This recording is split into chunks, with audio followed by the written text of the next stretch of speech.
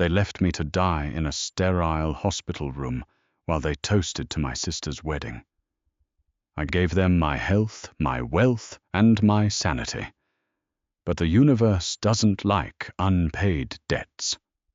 I closed my eyes as a discarded daughter and opened them with a vengeance.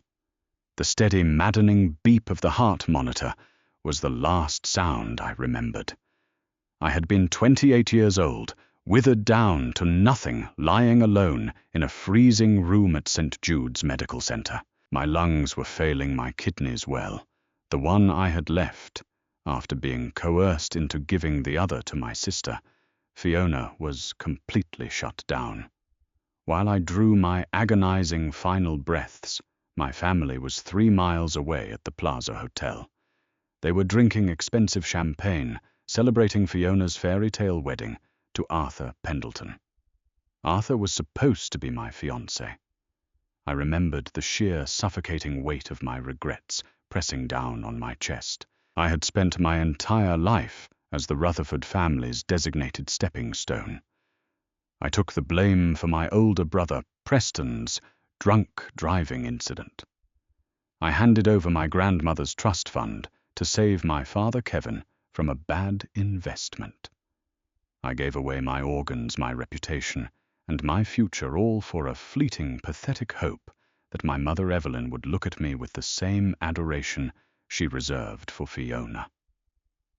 She never did. As my vision faded to black in that hospital bed, my final thought was a burning, furious promise. If I ever get another chance, I will burn their empire to the ground. Then I opened my eyes. I wasn't in a hospital. I was staring up at the familiar, ornate plaster ceiling of my childhood bedroom in the Rutherford estate. The morning sunlight was streaming through the bay windows, hitting my face with a warmth I hadn't felt in years. I gasped, sitting up so fast my head spun. My hands flew to my side. No surgical scar, no feeding tube. I looked at the digital clock on my nightstand. October 14th, 2019. I dragged my trembling hands over my face, letting out a sound that was half sob, half laugh. 5 years. The universe had rewound the clock by 5 years. It was the exact day of the infamous autumn family dinner. The day my father would demand I sign over my 30% stake in Rutherford Logistics to save Preston from an embezzlement scandal. In my past life, I had cried, begged, and eventually signed the papers because my mother promised it would prove my loyalty. That single signature had stripped me of my only leverage and marked the beginning of my total destruction. Not this time. I threw off the covers and walked to the mirror. The girl staring back at me was 23. Her cheeks were full, her eyes bright and unbroken. I brushed my dark hair back, a slow, dangerous smile curving my lips. They had no idea who was walking downstairs to join them. I dressed meticulously, choosing a sharp, tailored navy suit instead of the soft, muted pastels my mother always forced me to wear, so I wouldn't overshadow Fiona. When I descended the grand mahogany staircase, I could hear their voices echoing from the formal dining room. "She'll sign it, Kevin." My mother Evelyn was saying, her tone dismissive. "Josephine is desperate to please. You just have to apply a little pressure." "She better," Preston muttered, his voice thick with arrogance. "If those auditors look too closely at the Q3 reports, I'm facing federal charges. Josie doesn't even know what to do with those shares anyway." "I just feel so bad for her," Fiona chimed in, her voice dripping with that sickening, sugary sweetness she perfected. "But it's for the family, right?" I pushed the double doors open. The heavy wood clicked shut behind me, drawing all 4 pairs of eyes to my figure. "Good morning," I said, my voice eerily calm. I pulled out my chair and sat down, pouring myself a cup of black coffee. My father cleared his throat, adjusting his expensive silk tie. "Josephine, you're late. And what are you wearing? You look like a corporate lawyer." I'm dressing for the occasion." "Father," I replied, taking a slow sip. "I assume we have business to discuss. After all, Preston looks like he hasn't slept in a week." Preston flinched, his coffee cup clattering against his saucer. Evelyn frowned, her perfectly manicured eyebrows knitting together. "Don't be rude to your brother Josephine. In fact, we do have a family matter to discuss. Your brother has found himself in a slight administrative hurdle at the company." "Administrative hurdle?" I tilted my head, feigning innocence. "Is that what we are calling wire fraud and embezzlement of $6 million these days?" The silence that fell over the room was deafening. My father's face turned an alarming shade of purple. Fiona gasped, a delicate, practiced hand flying to her chest. "How do you know about that?" Preston demanded, slamming his fist on the table. "I know a lot of things," I said, leaning forward, resting my elbows on the mahogany table. "I also know that you want my 30% stake to cover the deficit before the board finds out. You want me to transfer my shares to Preston's holding company, essentially taking the financial hit and leaving myself completely destitute." "It is for the survival of this family," Kevin bellowed, standing up. "You owe us, Josephine. We put a roof over your head. We paid for your education." "My grandmother paid for my education," I corrected sharply, my voice cutting through his rage like a blade. "And I don't owe you a single thing. The answer is no." Evelyn stared at me as if I had grown a second head. "Josie, darling, please, don't be selfish. If you don't do this, Preston could go to prison." "Would you really destroy your brother's life over money? He destroyed his own life."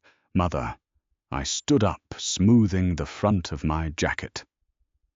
"And I am done setting myself on fire to keep this family warm. The shares stay with me. If I were you, Preston, I'd start looking for a very good defense attorney." I turned on my heel and walked out, leaving them sputtering in shock. The first pin had been pulled. The collapse of the Rutherford family had officially begun. I didn't stay in that house another hour. I packed 2 suitcases with my essentials, my grandmother's jewelry, and every crucial legal document I owned. By noon, I was checked into the penthouse suite of the Four Seasons downtown. It was expensive, but I knew exactly how to multiply my wealth in the coming weeks. In my previous life, I had watched from the sidelines as the tech industry shifted. I knew exactly which startups would skyrocket and which titans would fall. More importantly, I knew about Auratech, a struggling artificial intelligence firm that was exactly 3 weeks away from announcing a revolutionary patent that would quadruple their stock overnight.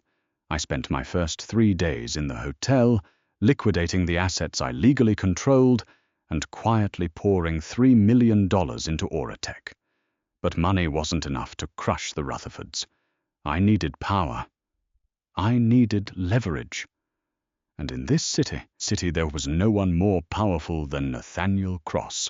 Nathaniel was a ruthless venture capitalist, a self-made billionaire who absolutely despised my father. Kevin had once tried to cheat Nathaniel out of a real estate deal early in his career, a slight Nathaniel had never forgiven. In my past life, Nathaniel had eventually driven Rutherford Logistics into bankruptcy, but it had taken 10 years. I was going to speed up his timeline. I intercepted Nathaniel at an exclusive charity auction at the Metropolitan Museum of Art. I wore a stunning emerald green gown that caught the flash of the paparazzi cameras as I walked the red carpet. I wasn't the mousy, hidden Rutherford daughter anymore. Tonight I was a predator. I found Nathaniel standing by a Renaissance exhibit, nursing a glass of bourbon. He was strikingly handsome, with sharp features and cold, calculating grey eyes. "Mr. Cross," I said, stepping into his line of sight. He looked me up and down, a flicker of recognition crossing his face. "Josephine Rutherford." I must admit, I'm surprised to see you here. I thought your father kept you locked in a tower while he paraded your sister around. I smiled, completely unbothered. Towers can be escaped. I'm here to offer you a mutually beneficial arrangement. Nathaniel raised an eyebrow, clearly amused. And what could a Rutherford possibly offer me other than a headache? Preston's head on a silver platter, I replied softly, ensuring my voice didn't carry. And the complete operational control of Rutherford logistics within 12 months. His amusement vanished, replaced by a razor-sharp intensity. You're offering up your own family. They aren't my family. They are a parasitic infection I am trying to cure myself of. I met his gaze without flinching. I have proof of Preston's embezzlement. $7 million funneled into offshore accounts. My father is trying to cover it up, which makes him an accessory. I have the paper trail. If you help me maneuver the board of directors to freeze my father's assets, I will hand you the evidence. Nathaniel studied my face for a long, silent moment. Why come to me? Because you have the capital to buy up the minority shares, once the scandal breaks and the stock plummets. I want 30% and a seat on the board. You can have the rest. He extended his hand. I think you and I are going to be very good friends, Miss Rutherford. I don't need friends, Mr. Cross. I need business partners. I shook his hand. The deal was struck. But destroying my father and brother was only half the plan. I still had Fiona to deal with, and my sweet, innocent sister was about to make her first fatal mistake. Later that evening, the auction commenced. Fiona arrived on the arm of Arthur Pendleton, my fiancé at the time. Seeing them together sent a brief phantom ache through my chest, but it was quickly swallowed by cold resolve. Fiona was wearing a breathtaking custom-made diamond necklace, a necklace I recognized immediately. It was the Tears of the Ocean piece, heavily insured and supposedly locked securely in the Rutherford family vault.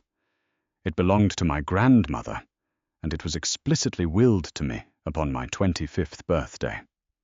Fiona had stolen it for the night to show off to Arthur's wealthy family. As Fiona and Arthur mingled near the center of the ballroom, soaking up compliments from the city's elite, I made my move. I signaled the auctioneer, a man I had tipped very generously earlier in the evening. Suddenly the microphone crackled to life. "Ladies and gentlemen," the auctioneer announced, his voice echoing through the silent room. "We have a spectacular surprise addition to tonight's auction. Generously donated for display by Miss Josephine Rutherford, we have the legendary Tears of the Ocean diamond necklace." The crowd murmured in excitement. Fiona's face drained of all color. She froze her hand instinctively, flying to her neck where the diamonds rested. "Wait." A wealthy socialite standing next to Fiona said, squinting, Isn't that the necklace you're wearing right now, Fiona?" All eyes in the room turned to my sister. Arthur looked confused, glancing between Fiona and the podium. I stepped forward into the light, my voice projecting perfectly. "Oh dear. Fiona, I specifically told you that you could not borrow my inheritance for a costume party. And to wear it out in public when the museum requested it for the exhibition? How embarrassing." I didn't," Fiona stammered, her fake, innocent facade cracking under the weight of hundreds of judgmental stares. "Mother said I could wear it. Mother doesn't own it," I replied, pulling the certified deed of ownership from my clutch and handing it to the museum curator. "I do. I'll need security to retrieve my property, please. We wouldn't want anyone to accuse my sister of grand larceny at a charity event." Arthur stepped back from Fiona as if she had suddenly caught a disease. The humiliation in her eyes was intoxicating. This was just the beginning. They were going to learn exactly what happens when the scapegoat becomes the predator. The morning after the Metropolitan Museum Charity Gala, the New York social scene was ablaze. The headlines of the Manhattan Chronicle and page 6 were unforgiving.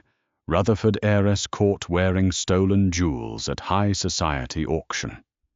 Fiona's carefully constructed image as the innocent, flawless golden child shattered overnight. Old money families despise nothing more than a public scandal, and the Pendleton family was practically ancient money. By noon, Arthur's formidable mother, Beatrice Pendleton, had officially postponed the wedding, indefinitely citing the need for a period of reflection. Fiona, who had built her entire identity around landing, Arthur locked herself in her bedroom and refused to come out. But I had no time to revel in my sister's social demise. The real war was happening in the financial district. Exactly 3 weeks after my hotel relocation, the news broke. Auratech announced their groundbreaking artificial intelligence patent, completely disrupting the global tech market.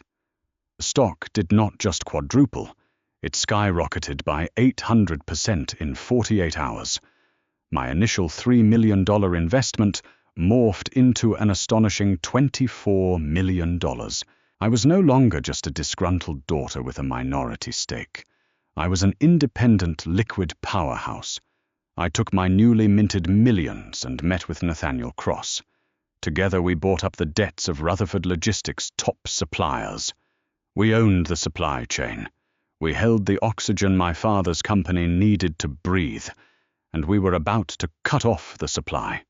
The emergency board meeting was called on a rainy Tuesday morning. My father, Kevin, had summoned the directors in a frantic bid to stop the bleeding, entirely unaware of who was holding the knife. When I walked into the glass-walled boardroom on the 40th floor, the room went dead silent. "Josephine," Kevin snapped from the head of the long mahogany table. His face was drawn dark circles, prominent under his eyes. "What are you doing here? This is a closed executive meeting." "I hold 30% of the shares, Father," I said, smoothly taking the only empty leather chair near the center. "I have every legal right to be here. Besides, I believe you are going to need all the family support you can get today." Preston, sitting to my father's right, glared at me. He looked frantic, like a cornered animal. The auditors had been breathing down his neck for weeks, and the missing $6 million was a ticking time bomb. "Let's get this over with," Board Member Harrison, a stern man with white hair, grumbled. "Kevin, our suppliers are freezing us out. A shadow firm called Apex Holdings just bought up all our vendor debt and is demanding immediate upfront payment. We don't have the cash reserves. Explain." Kevin wiped sweat from his brow. "We are experiencing a temporary liquidity issue, gentlemen. I am currently negotiating a bridge loan to cover a bridge loan." I interrupted, my voice ringing out clearly in the tense room. "You won't get a bridge loan from any reputable bank in this city, Kevin.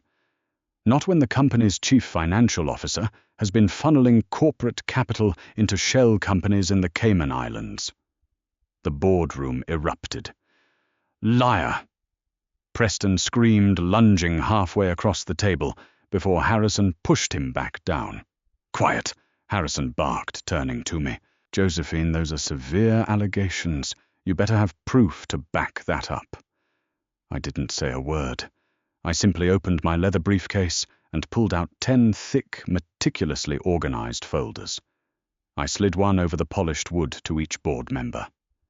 Account numbers, routing details, and offshore wire transfers. I explained calmly, watching the directors flip through the pages, their faces draining of color. Totaling precisely $7.2 million, orchestrated by Preston over the last 14 months. And as you will see on page 12, the internal memos signed by my father, proving he knew about the deficit and actively tried to cover it up by manipulating the quarterly projections. "You little snake!" Kevin hissed, his face contorted in sheer unadulterated hatred. "I am your father. I gave you life, and then you tried to drain it out of me to save a criminal." I shot back the memory of my freezing hospital room, flashing in my mind, fueling my ice-cold delivery. You didn't want me as a daughter. You wanted a human shield. Well, the shield just dropped. The directors were outraged. Harrison slammed his folder shut. Kevin, you are suspended pending a full federal investigation. Preston Security is going to escort you to the lobby, where I assume the authorities will be waiting shortly. We are calling an immediate vote of no confidence. Wait, Kevin pleaded, suddenly shifting tactics. The arrogant patriarch dissolved into a desperate, pathetic man. He pointed a trembling finger at Preston. It was him Preston acted alone. I only signed those memos because he lied to me. I'll cooperate with the board. I'll step down as CEO, but let me keep my equity. I was deceived by my own son. Preston stared at our father in absolute horror. You're throwing me under the bus. You told me to shift those funds to cover your bad real estate bets. They turned on each other instantly, screaming accusations, tearing apart their sacred father-son bond to save their own skins. It was poetic. It was exactly what they deserved. I stood up, buttoning my blazer. Gentlemen, I addressed the board, ignoring the shouting match between the two men who had ruined my previous life. Apex Holdings, the firm that bought the vendor debt, is owned by Nathaniel Cross and myself. We are willing to convert that debt into equity, stabilizing the company and saving your investments. But in return, the Rutherford family is to be stripped of all executive power. I will retain my shares, and Mr. Cross will assume the role of CEO. Harrison looked at the screaming Rutherford men, then looked at me, a tight, respectful smile forming on his lips. I believe we have a deal, Miss Rutherford. I walked out of the boardroom to the sound of Preston weeping and my father shouting. I didn't look back. 3 months passed. The fall of the Rutherford Empire was spectacular and absolute. Preston was indicted on multiple counts of corporate fraud and embezzlement. Because my father had frozen all of Preston's assets in a desperate bid to distance himself, Preston couldn't afford top-tier legal representation. He took a plea deal that guaranteed him 5 years in a minimum security federal prison. My father was ousted entirely. His remaining shares were seized to pay off the massive legal fines levied by the SEC. To avoid bankruptcy, Kevin had to sell the beloved Rutherford family estate, the sprawling mansion my mother, Evelyn, prized above all else. They were forced to move into a cramped, rented 2-bedroom apartment in Queens. Meanwhile, my life was unrecognizable. I was appointed vice chair of the newly rebranded Cross Rutherford Logistics. My office was a sprawling corner suite overlooking the Manhattan skyline. I had reclaimed my grandmother's jewelry, my wealth, and most importantly, my future. It was a crisp Tuesday afternoon when my receptionist buzzed my desk.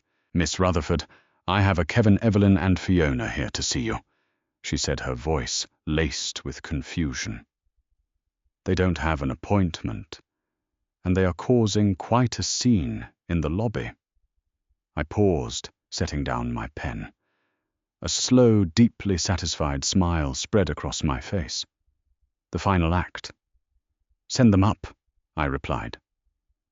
10 minutes later, my office doors opened. I almost didn't recognize them. Evelyn's designer dresses were gone, replaced by a faded, out-of-season trench coat. Her roots were showing grey and dull. Kevin looked like he had aged 20 years. His posture was hunched, the arrogant fire in his eyes completely extinguished. And then there was Fiona. She looked hollow. Without the family wealth and the impending marriage to Arthur, her entire identity had evaporated. They stood awkwardly near the door, staring at the vast expanse of my luxurious office, taking in the imported leather furniture and the stunning view of the city. Josie. Evelyn spoke first, taking a hesitant step forward. Her voice trembled, attempting to muster that old, fake maternal warmth. Your office is beautiful. We are so proud of you. I leaned back in my ergonomic chair, interlacing my fingers. Let's skip the pleasantries, Mother. Time is money, and unlike you, I still have both. What do you want? Kevin swallowed hard, his pride visibly choking him. We are in trouble, Josephine. The legal fees from Preston's trial wiped us out entirely. The landlord in Queens is threatening to evict us. We have nowhere else to go. I see, I replied coldly. And how does that concern me? You're our daughter. Kevin suddenly flared a brief flash of his old temper, returning before he forced it down. We are family. You have tens of millions of dollars. You're sitting up here like a queen while we are starving. We came here to forgive you for what you did, and to ask you to do the right thing. I actually laughed. It was a sharp, genuine sound that echoed off the glass walls. You came here to forgive me. That is truly the most delusional thing I have ever heard. Josie, please. Fiona stepped forward, tears spilling down her cheeks. Arthur won't even return my calls. My life is ruined. We have nothing. Just give us a small loan. $1 million. It's nothing to you now, just enough for us to get back on our feet and buy a proper house. I stood up slowly, walking around my desk until I was standing just a few feet away from the three of them. 5 years ago. I said, my voice dropping to a dangerous whisper. If I had needed a kidney to save my life, would you have asked Fiona to give me hers? The question caught them completely off guard. Evelyn blinked, looking away. Fiona stared at the floor. None of them answered. Exactly. I said, my eyes cold and unforgiving. You would have let me die to preserve her perfection. You demanded I sign away my future to cover Preston's crimes. You demanded I shrink myself so you could feel big. I gave you my loyalty, my obedience, and my love, and you treated it like dirt. We made mistakes, Evelyn sobbed, reaching out to touch my arm. I stepped back, repulsed. Do not touch me. You didn't make mistakes. You made choices, and now you are experiencing the consequences. You want $1 million.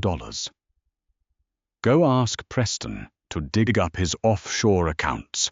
Oh, wait, the feds seized those. You vindictive, heartless wretch. Kevin spat his fists clenched at his sides. You planned this. You planned all of it. Yes, I did. I admitted, freely standing tall. I am exactly the monster you trained me to be. Now you have exactly 60 seconds to vacate my office before I have building security forcibly remove you for trespassing.